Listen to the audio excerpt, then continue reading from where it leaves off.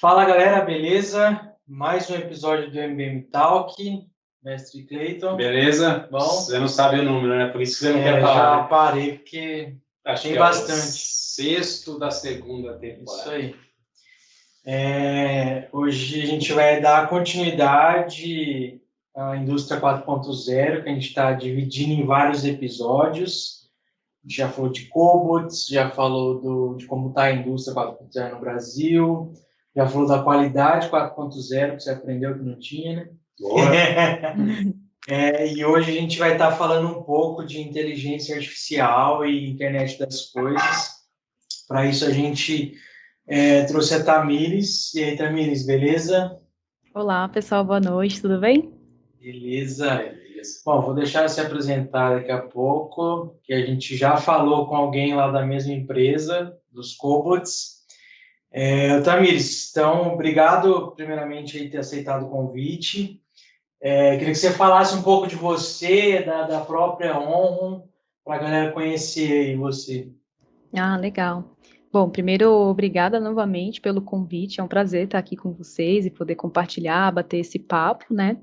Bom, então eu sou formada em engenharia elétrica com ênfase em eletrônica, tenho também pós-graduação em marketing e gestão de vendas e atuo na automação industrial tem 5 anos, né? Hoje eu trabalho como especialista de produto nas unidades de negócio de controle e movimentação na Onrum, que é uma multinacional japonesa, que tem um portfólio muito amplo de produtos em automação, né? Então, como atua diretamente com a indústria 4.0, ajudar a realizar essas transformações, então faz todo sentido aqui esse nosso bate-papo. Legal. Bruno, eu acho que como a gente não corta nada aqui, acho que podia dar um ok naquele horário, né? Senão a gente vai... Pronto, ficou bonito agora. Não vai editar.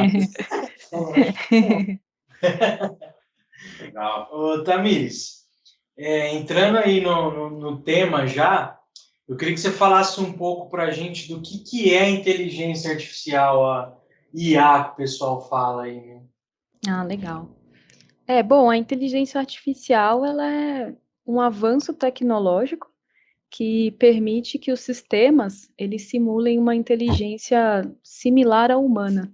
Então, ele vai além daquelas ordens específicas na programação para tomar a decisão de forma autônoma e baseadas em padrões. Então, ela permite que sistemas tomem decisões de forma independente, porém precisas e apoiadas em dados digitais. Então, nada mais é do que a capacidade das máquinas de pensarem como seres humanos. Então, aprender, perceber, decidir quais caminhos seguir de forma racional diante de determinadas situações. E a gente pode dizer que a IA ela aprende como uma criança. Então, aos poucos, o sistema absorve, analisa, organiza os dados de forma a entender e identificar o que são objetos, pessoas, padrões, reações de todos os tipos, né? Isso vai depender do objetivo para o qual esse sistema foi criado. Mas essa concepção de inteligência artificial que simula a inteligência humana, ou algo próximo a isso, né, tem sido motivo de discussão há muito tempo na história da humanidade, né? Então, surgiam estudos como programar uma máquina para conseguir jogar xadrez, né? Isso nos anos 60, assim.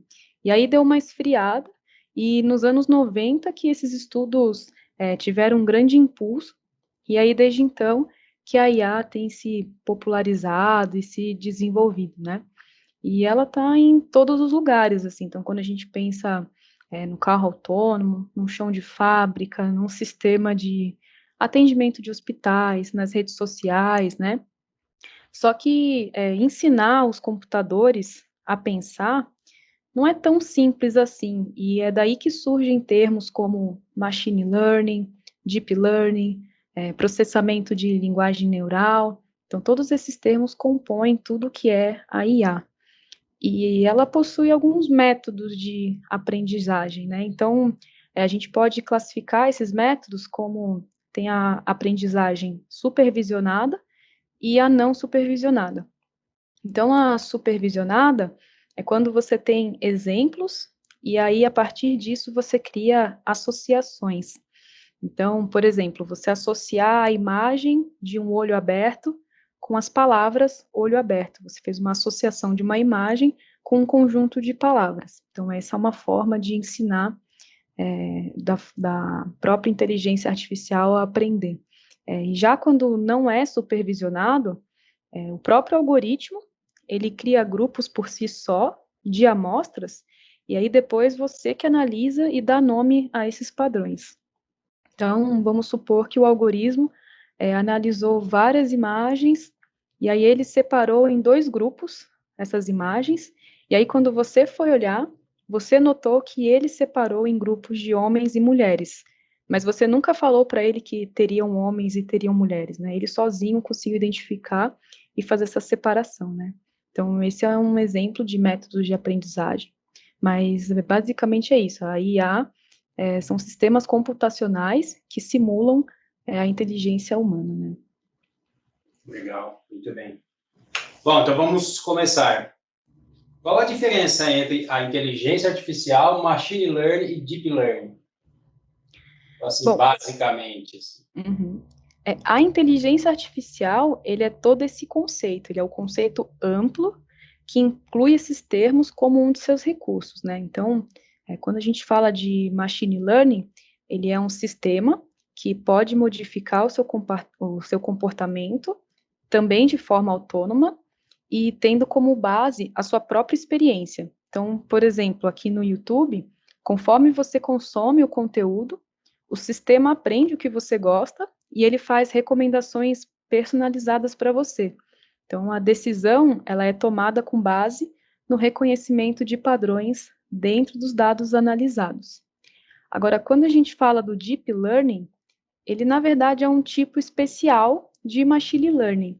Então, ele utiliza algoritmos complexos, só que são inspirados na rede neural do cérebro humano. Então, é quando tem uma grande quantidade de dados que são tratados a partir de várias camadas de redes neurais artificiais. No ambiente industrial, um recurso que é importante para a obtenção dos dados, para análise desses algoritmos do IA, é a internet das coisas, ou o IoT.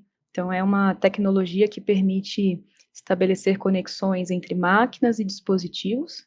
Então, o IoT, ele aprimora as máquinas, porque ele torna as máquinas inteligentes, e as une com a análise avançada dos dados, para desenvolver sistemas mais rápidos e mais eficientes, né?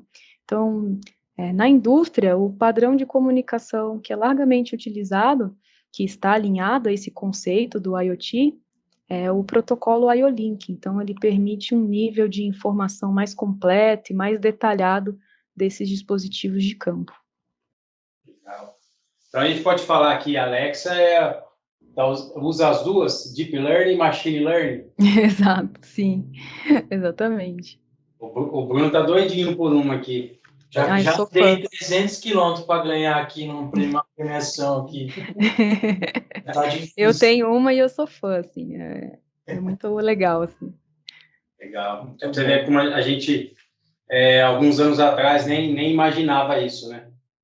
A gente tem uma coisa distante, né, futurística, mas idealizada. Até da própria, quando saiu a geladeira lá, que você consegue apontar o que precisa, o que precisa, você sai de férias. Foi um negócio assim, fora do comum, né? Não é possível isso, né? E aí depois você vem com a Alexa também, que faz um monte de coisa. Eu só via isso, tá, amigos, na família Jetson. Acho que você não deve. Acho que você não assistia, você é nova. Não, mas eu sei, sim. Mas é legal justamente isso, a gente vê que é uma tecnologia que está mais na nossa casa, que agora também está migrando para a indústria, né? Então está virando uma coisa globalizada, não fica só a tecnologia de ponta num dispositivo que a gente compra para ter em casa, né? Então é legal ver essa mudança de comportamento, assim. E até mais acessível, né? Há pouco tempo atrás essas coisas era inacessível, era muito difícil de ter, né? Ou era importado, ou você ia para fora e comprava lá, ou aqui era muito caro, né? Então, assim, mas é legal, bacana. Ô, Tamires, até essa semana eu postei um artigo de uma reportagem que o pessoal fez com a Ginomoto. Eles conseguiram aumentar a produtividade deles em quase 70% com a inclusão dos cobots, né? Foi o que a gente falou com o próprio Renan, da ONU. Como que a inteligência artificial e o próprio IO-Link que você comentou pode melhorar os resultados nos processos produtivos? Então, surgiu essa necessidade onde os dados da empresa flutuam em todos os níveis, né? Então, desde os dispositivos em campo até aquele gerenciamento mais corporativo, que é justamente para não provocar interrupções ou interferências nas linhas de produção que causam não só os prejuízos, mas também pode gerar falha de segurança, colocando em risco a vida das pessoas que estão envolvidas ali naquele processo. Então, com a inteligência artificial e a internet das coisas, que seria o protocolo IO-Link, né, como exemplo, o chão de fábrica ele fica mais inteligente e conectado, e quando ele está nessa condição, que é inteligente e conectado, ele consegue produzir mais peças e reduzir esse tempo de inatividade, porque você consegue consultar em tempo real os status de desempenho de cada máquina com o IO-Link, e você toma decisões de forma mais rápida e eficiente com a inteligência artificial. Ô, Tamires, isso tudo está ligado com...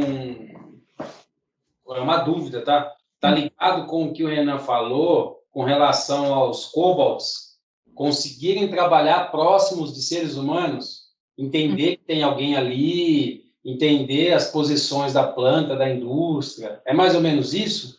Exatamente, porque os dispositivos que estão espalhados na fábrica, caso você não tenha um monitoramento deles em rede, caso eles entrem em falha, o operador ele fica vulnerável, né? Então ele passa a correr risco ali no processo, e a partir do momento que você está monitorando a planta o tempo todo, caso algum dispositivo dê algum problema, você sabe exatamente aonde você tem que atuar e atuar o mais rápido possível, né? Para que aquilo não tome proporções maiores, então está totalmente relacionado.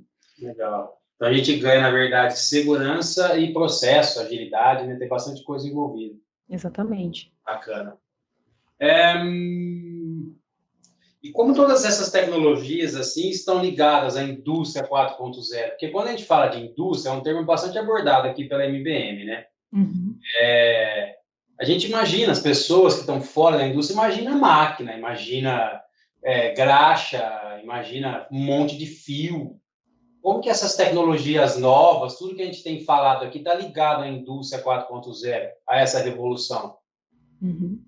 A inteligência artificial e a internet das coisas, elas são exemplos das tecnologias que são habilitadoras da indústria 4.0, né? Então, ou seja, são implementadas diversas tecnologias que executam a transformação digital na indústria, e aí sim abrindo caminho para a indústria 4.0. Então, além da IA e do IoT, tem também outras tecnologias, como o Big Data, a computação em nuvem, cibersegurança, e essas tecnologias, que são todas pilares da indústria 4.0, elas estão relacionadas entre elas também, né? Então, cada uma delas desempenha um papel fundamental, onde cada uma é um recurso importante para a outra. Então, a ligação entre elas se dá mais ou menos da seguinte forma. Então, a gente viu agora que o IoT ele é fundamental para a inteligência artificial, porque é o IoT que obtém os dados do chão de fábrica para que a inteligência artificial possa analisar, aprender e tomar decisões. Só que como tem uma quantidade gigantesca de dados de diversas origens, então a gente precisa armazenar esse volume de dados para então analisar, que aí é onde entra o Big Data, né? Então, e pensando em como eliminar a compra e a manutenção daqueles itens de estrutura de equipamento de TI, que seriam servidores, né? Como o Big Data é um volume grande de dados, a gente precisa armazenar em algum lugar. E para armazenar, no passado seriam comprados hardwares, né, para armazenar nesses servidores. Então, para evitar essa compra, essa manutenção, agora são usados softwares que são baseados em nuvem. Então, armazena essa informação coletada com o Big Data, que entra a computação em nuvem. Então, o IoT, ele alimenta o Big Data, a inteligência artificial analisa o Big Data e ele é salvo na computação em nuvem, né? Então, tudo se interliga. E só que esse volume de dados, quando ele sai da rede local da empresa e passa pela internet, né, para salvar na nuvem, esses dados ficam suscetíveis, né, a ameaças, e aí põe em risco a informação, porque são dados sensíveis que podem ser o diferencial competitivo da empresa. Então, é fundamental que tenha sistemas de cibersegurança robustos para proteger os sistemas e informações de possíveis ameaças e falhas que podem causar esses transtornos na produção. Agora acho que a gente já pode ir embora, né? O que mais aí, Bruno, que você separou? Eita, viu? Tamires, você falou um pouco aí do Big Data, até nos próximos episódios a gente já está se programando para falar de cibersegurança, Big Data. Uhum. Além de, assim, a pergunta é, qual que é a importância dessa armazenagem em banco de dados? A gente falou aí que os dados em si vai ajudar até na própria segurança homem-máquina, né? Caso dê algum problema, o próprio robô, o cobots, ele vai, se ele identificar que ele tem um problema, ele vai parar, ele tem até que o Renan ele comentou, que tem essa pausa para não ter o risco mesmo. Qual que é a importância dessa armazenagem desses dados em banco de dados? Uhum. Assim, o tempo todo, a produção dos produtos e dos serviços industriais, eles geram informações que podem ser analisadas para você identificar padrões ou anomalias. Então, dessa forma, quando você armazena dados, você consegue otimizar processos, focar produções, além de monitorar os dados de todas as máquinas, dos operadores, dos robôs, da venda. Então, no fim, isso gera uma análise detalhada de toda a cadeia industrial, que traz impactos positivos para a gestão da empresa e tomadas de decisões. Então, e falando um pouco mais de banco de dados, um dos que são mais utilizados no mercado é o SQL, que é o criado pela Microsoft, e aí ele oferece recursos avançados que facilitam a atuação dos dados, garante a confiabilidade das informações armazenadas. Então, ele também atua com sistemas integrados de criptografia, o que garante que os dados sejam somente visualizados e se caso precisem ser alterados, que seja por usuários autorizados, né? E hoje também a gente tem controladores de máquina que possuem a comunicação direta com o banco de dados, com o SQL, por exemplo. Então, dispensa o uso de middlewares para fazer essa ponte. Mas uma outra forma que permite a troca de dados entre as máquinas e esses sistemas de TI é através do protocolo OPC-UA, que é um protocolo desenvolvido pensado na segurança. Então, ele usa de tecnologias de autenticação, de encriptação, garantindo uma comunicação segura na internet, né? Mas ela falou, eu sou da época do ODBC, hein? Olha, E é legal também que a gente falou disso no episódio anterior, que a gente falou com o meu irmão, né? Que os dados é importante até na qualidade. Eu lembro do exemplo que ele comentou que, tipo, por ter essa comunicação em tempo real, se ele tem um problema aqui, ele consegue verificar se a planta da Polônia, da China, seja de onde for, teve o mesmo problema para ele tentar identificar uma solução, né? Então, acho que esse também é um ponto extremamente importante, dar uma boa armazenagem dos dados, né?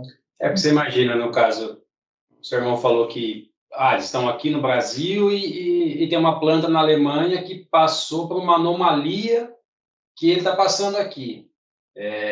Os dados vai fornecer para ele números, cara, aqui na Alemanha aconteceu isso. mas não em reunião, pelo que eu entendi, né? Sim. Tipo assim, as máquinas lá vão se falar, inteligência artificial, ó, você tem um problema igual ao da Alemanha, na Alemanha corrigimos assim, assim, assim. Eu imagino que as plantas tenham a inteligência de se auto, sei lá, regenerar ou fazer coisas para mudarem e fazer igual a Alemanha fez, né?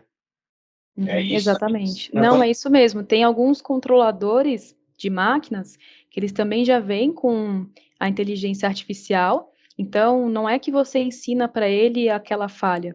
Ele monitora a falha e ele mesmo toma a decisão do que fazer para contornar aquela falha. Então, é realmente a máquina aprendendo sozinha, né? E o exemplo que você deu é válido. Uma vez que a gente sobe esses dados na computação da nuvem, ele fica disponível para fábricas em todo o mundo. Então, se o gerente da fábrica de outro país quer consultar, ou até o próprio controlador, usar o banco de dados de outros países, né, para ele também se ter como os dados digitais de aprendizado, então é possível, né? Legal. Bom, esse tema é legal, nós vamos abordar amanhã. Vai ter uma live ao vivo, então se você quiser assistir, às 11 horas. Com certeza. O que você vê de vantagem e desvantagem na transformação digital da indústria? A transformação digital, ela ainda é vista por muitos como um investimento caro e trabalhoso, mas o objetivo é justamente o oposto, né? Então, assim, antes de apontar que a transformação digital custa caro, a gente precisa avaliar a relação entre as vantagens e as desvantagens, né? Então, ganho de eficiência, controle de gestão, uma maior vantagem competitiva, simplificação de processos, redução de custos, apenas algumas das vantagens que ela consegue oferecer. Mas como se trata de conectividade e digitalização, é preciso tomar muito cuidado com essa coleta, com a organização e principalmente a segurança dos dados. Então, antes de colocar o projeto em prática, tem que ter em mente fatores como gestão de dados. E o que poderia acontecer se esse volume de dados dobrasse ou triplicasse. Mas ainda assim, como essa é uma transformação que não vai deixar de acontecer, o grande risco, na verdade, está em ficar por fora dela, é você ficar atrasado competitivamente e você ter estagnação, né, nos processos, na produtividade e na qualidade. Legal. Então, assim, se a gente pensar friamente, não adianta eu comprar robôs de última geração e não fazer o resto, né? Exatamente. Precisa ter tem uma mudança até na cultura, né, da empresa. Então, é uma quebra de paradigmas. Tem que fazer essa adaptação na planta como um todo. Não só isoladamente colocar um produto que a sua planta já está na transformação digital, né? Então, precisa realmente ter todo esse processo. Legal. Muito bem. Tem mais aí ou não? Pode fazer aí mais um. Nossa, você separou um monte de pergunta aqui hoje, hein? Deixa eu falar um pouco hoje, nunca.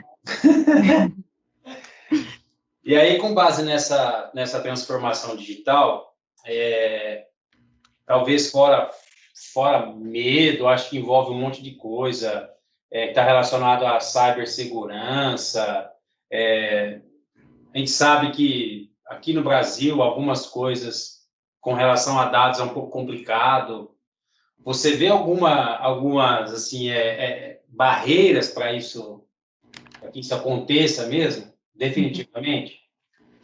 Em qualquer mudança, especialmente as tecnológicas, como você falou, a implementação apresenta barreiras, né?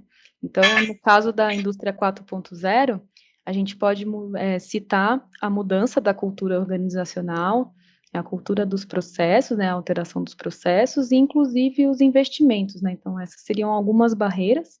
E um dos grandes segredos para superar essas barreiras é contar com as pessoas certas e estratégicas ali na empresa, né? Então, quando falamos de tecnologias novas, isso pode ser altamente desafiador. A mudança, ela tem que começar de dentro da empresa, né? Então, investir em qualificação e, principalmente, construir um projeto sólido da adoção desses novos modelos. Faz toda a diferença, né? Então, assim, a empresa consegue, de fato, abraçar a mudança realizando os investimentos certos. Até mesmo, você falou um negócio legal aí. Passar segurança para quem está com você, né? Para o seu time, que essas pessoas que vão participar, que vão aplicar suas ideias, né? Capacitar. A gente sabe que na Revolução Industrial, e a gente fala em todos os nossos podcasts aqui, que é um medo, tem um medo das pessoas acharem que essa transformação digital, a indústria 4.0, os robôs, vão acabar com tudo e as pessoas vão ficar sem emprego. Eu acho que essa segurança, esse projeto bem desenhado, eu acho que tem que vir de cima, né? Uhum, com certeza. Até nesse ponto aí que você tocou, que já é na nossa última pergunta, eu vejo que assim, a gente fala que, assim como a LGPD que a gente está tratando aqui de proteção dos dados, a indústria 4.0, até que a Tamires comentou, a empresa tem que entender que é uma nova cultura. Então, se lá de cima não entender, que é o que a gente até falou com o Renan, que tipo a pessoa lá de cima tem que entender que não é um custo, é um investimento. E aí ele tem que passar isso para o time dele como uma nova cultura, para a pessoa atender, ter a própria segurança, né?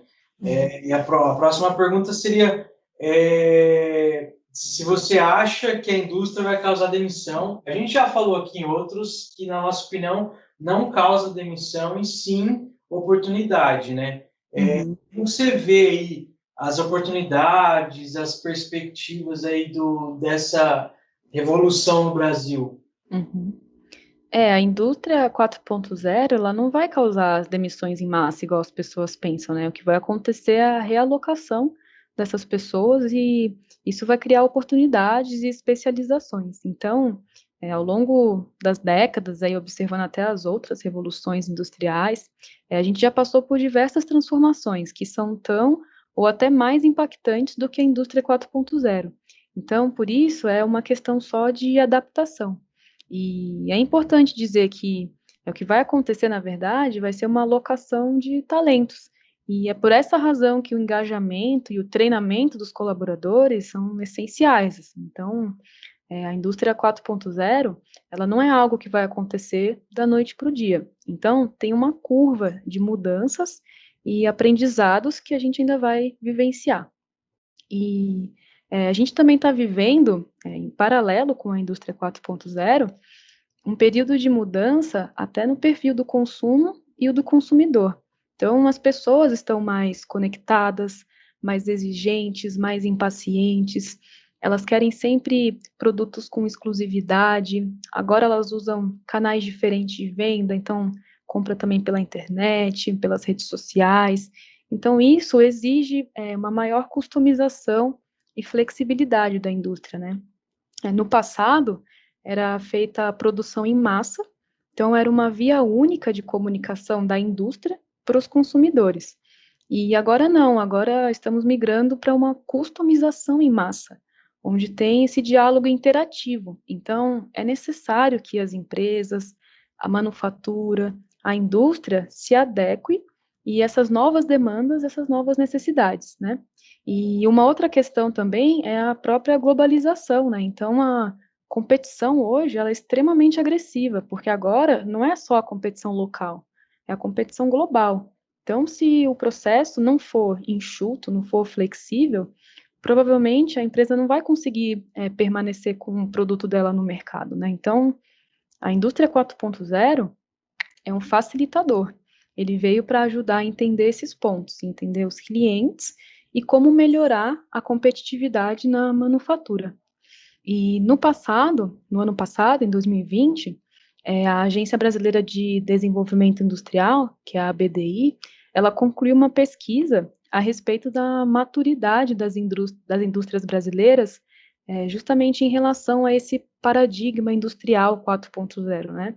E, de um modo geral, tem um longo caminho para a maioria das empresas brasileiras atingirem essa maturidade necessária para a implantação. Então, porque vem da organização dos processos, as pessoas devem ser um requisito, né, para que as empresas se aventurem a implantar esses princípios. E ainda tem essa questão relativa à capacitação. Então, a formação de recursos humanos, a geração de conhecimento ainda são condições necessárias para capacitar e a empresa inovar. Então, o Brasil ele já conta com os principais instrumentos para promover a inovação, mas é preciso que a indústria melhore esses mecanismos de fomento. Legal. Hoje a gente já consegue comprar carro pela internet, né? Personalizado, né? Exatamente. Com essa roda, antigamente isso era impossível, né? Porque a planta só fazia um tipo de carro, né? Uhum. Então, assim, tem que acordar mesmo. E aí, nessa última resposta sua, a gente sempre deixa um recado aqui, né? Nós não vamos perder empregos, né? Muito pelo contrário, né? A indústria veio para gerar oportunidades, né? E não tirar a gente do mercado de trabalho. Exatamente. Você vai perder se você quiser, né? Oportunidades estão aí, né? Se você não pegar, sei lá, uma pessoa que ela não quer aprender, não faz sentido a empresa ficar com esse funcionário. Você não quer aprender para ir para uma nova área, para ter um crescimento, né? Exatamente, até o exemplo dos cobots que vocês conversaram com o Renan. Então, vamos supor que o operador fazia ali desempenhava uma função mecânica, e aí ele foi tirado dessa função mecânica e colocado um cobot no lugar.